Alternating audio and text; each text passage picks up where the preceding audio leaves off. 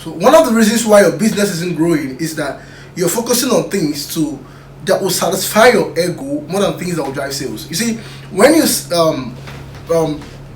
put up a startup, or when you float a startup, or when you float a new business, there are things you should focus on, the fundamentals, things that will drive sales, and not things that would boost your ego and make your morale feel good. Let me give some basic examples that you may not even know that these things do not drive sales. Like you start up a business and you have limited capital and you're thinking of getting branded nylon, or you're thinking of getting I'm not saying getting branded nylon is bad.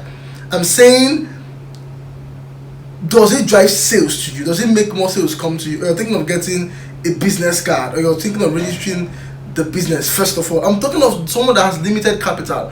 Now you say that these things are the things you put out there, and people tell you congratulations, but they don't give you their money.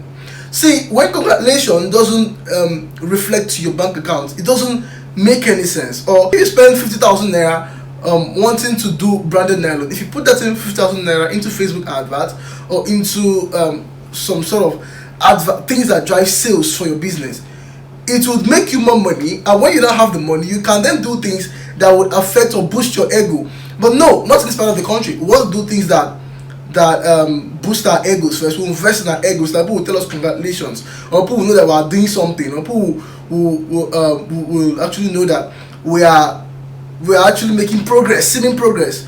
So it doesn't make sense. It doesn't really make sense. So from today, you have to withdraw and do some check and balances.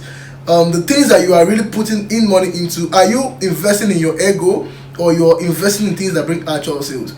If you don't do this calculation or thinking game, you wouldn't know you're making a mistake. That's why people give excuses like, I don't have a business logo to start, I don't have a website to start. Just start. Don't invest in your ego. Invest in things that bring sales. Thank you.